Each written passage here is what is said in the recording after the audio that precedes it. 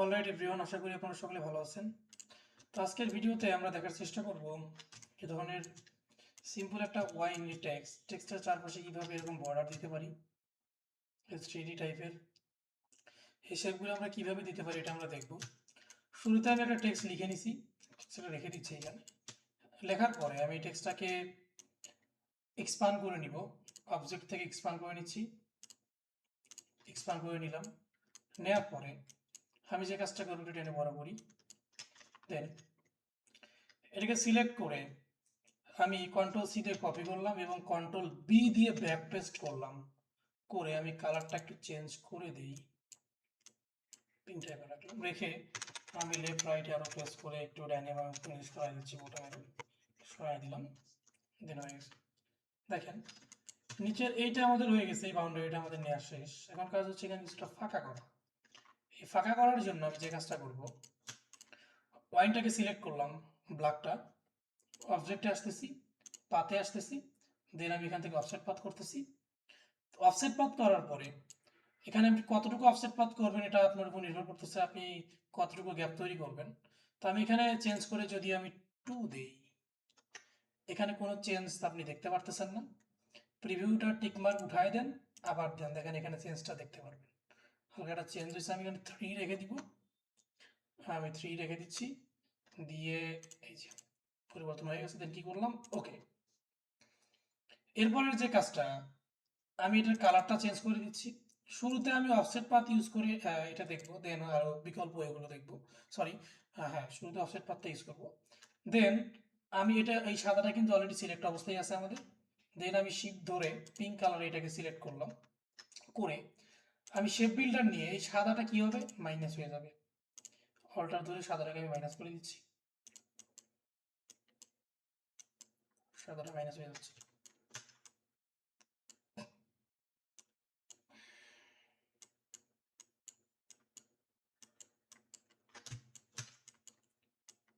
সাদাটা মাইনাস,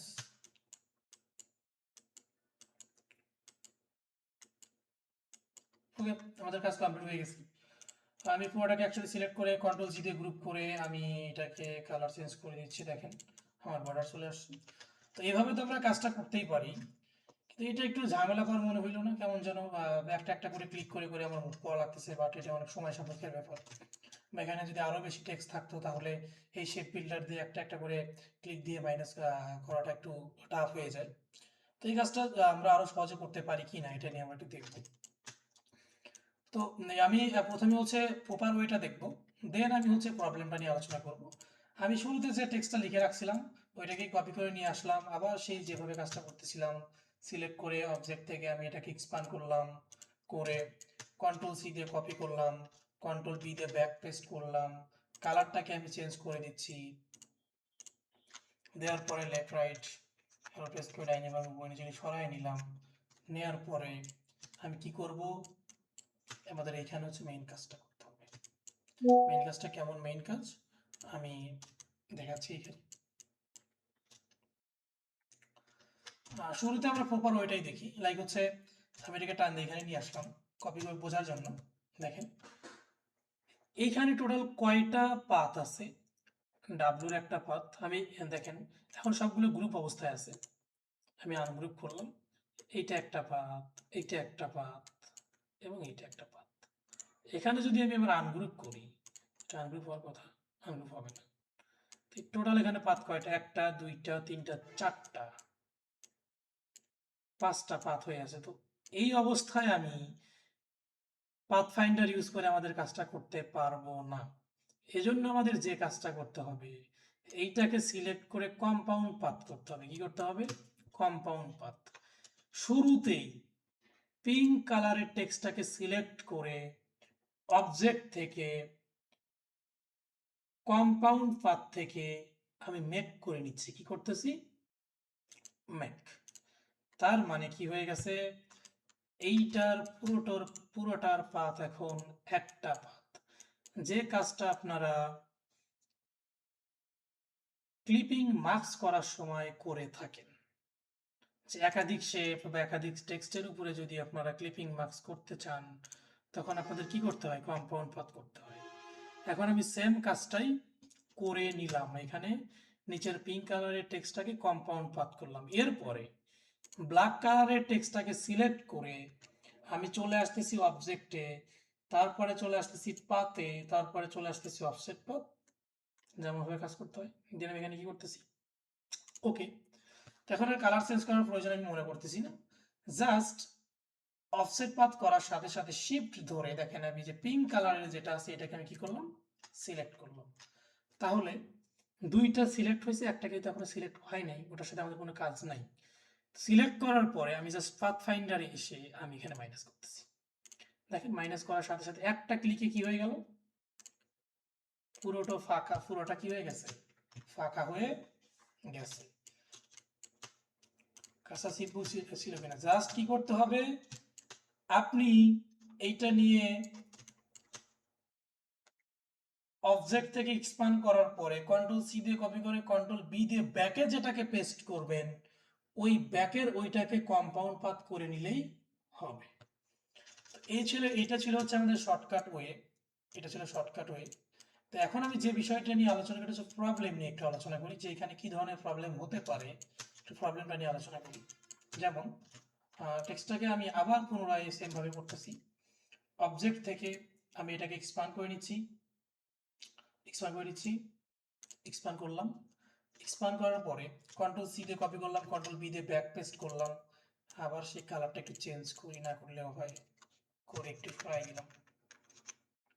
দেখেন আমি কি করব, নিচের এই টেক্সটটাকে কম্পাউন্ড পাথ করব না, কম্পাউন্ড পাথ না করে আমি এরকম ফাঁকা করার চেষ্টা করব, দেখবো ফাঁকা হয় কি না। দেখি আমি এটাকে সিলেক্ট করলাম, সিলেক্ট করার পরে আমি অবজেক্টে আসতেছি, তারপরে পাতে আসতেছি, তারপর অফসেট পাতে আসতেছি, দেন আমি ওকে করলাম।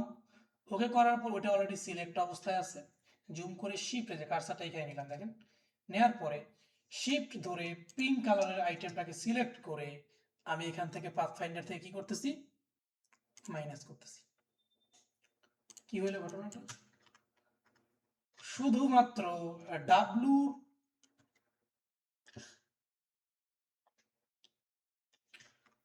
আউটসাইডেই অফসেট পাথটা কাজ করছে, বাকিগুলোর ক্ষেত্রে কাজ করে নাই। কেন কাজ করে নাই, আরো সিম্পল ভাবে যদি আমরা বুঝতে চাই একটু বুঝে আসি, চলেন দেখি। আমি এইখানে একটা রেক্টেঙ্গেল নিলাম, এইখানে একটা রেক্টেঙ্গেল নিলাম, টোটাল আমাদের চারটা নিলাম। এখানে আমাদের টেক্সট কয়টা আছে, একটা দুইটা তিনটা চারটা টেক্সট আছে, 1 2 3 4। তো চারটা যেহেতু টেক্সট আছে আমরা চারটা কি নিলাম, রেক্টেঙ্গেল নিলাম।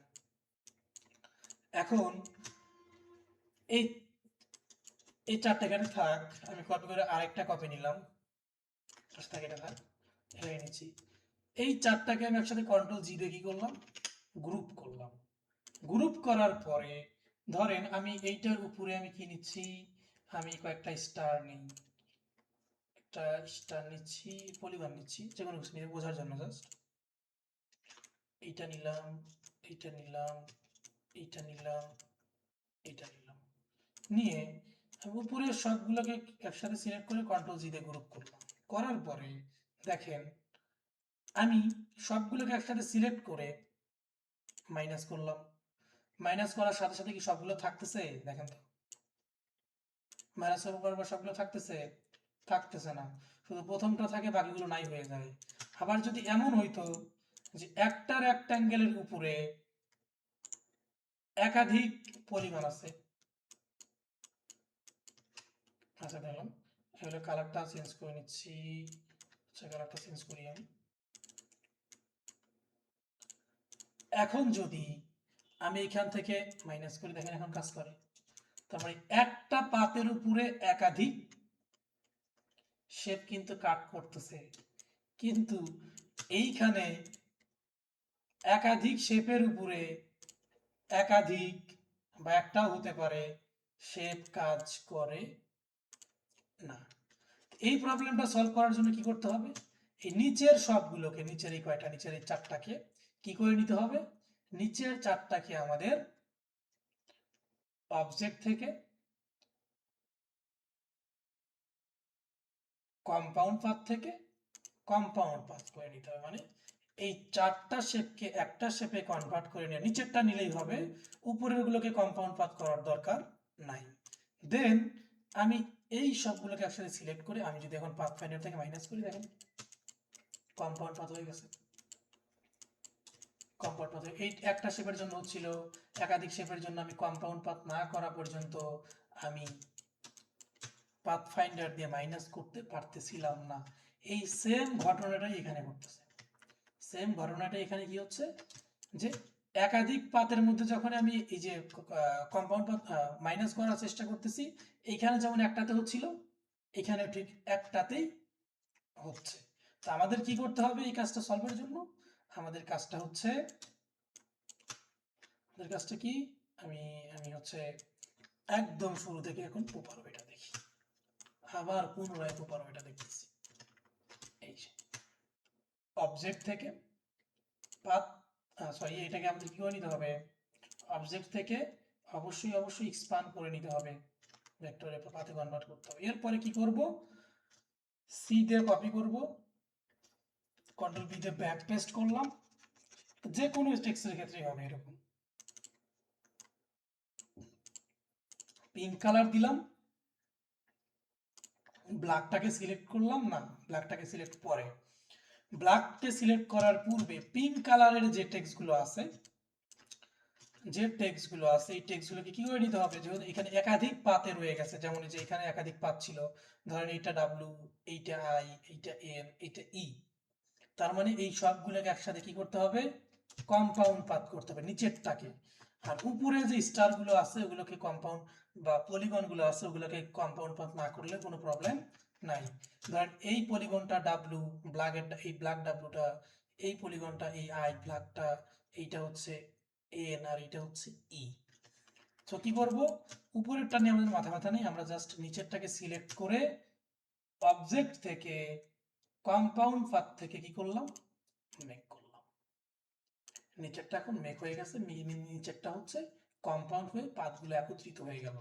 দেন আমি ব্ল্যাকটাকে সিলেক্ট করে অবজেক্ট থেকে পাথ থেকে অফসেট পাথ করলাম, ওকে করার পরে এই যে শিফট ধরে পিনটাকে সিলেক্ট করলাম, করে দেন আমি এখান থেকে কি করতেছি, মাইনাস, মাইনাসে ক্লিক দেওয়ার সাথে সাথে দেখেন একটা ক্লিকেই এই কাজটা হয়ে যাচ্ছে। তো ডিফারেন্স ভাবে প্রবলেম হওয়ার সম্ভাবনা অনেক সময় থাকে। তো আমরা দেখে নিলাম যে আসলে এইটা আসলে প্রবলেমটা আমাদের কোথায় হচ্ছিল, আমাদের এটা তো কোথায় কোথায় প্রবলেম হতে পারে। তো সকলেই ভালো থাকবেন, সুস্থ থাকবেন, দেখা হবে নতুন কোনো ভিডিওতে ইনশাআল্লাহ।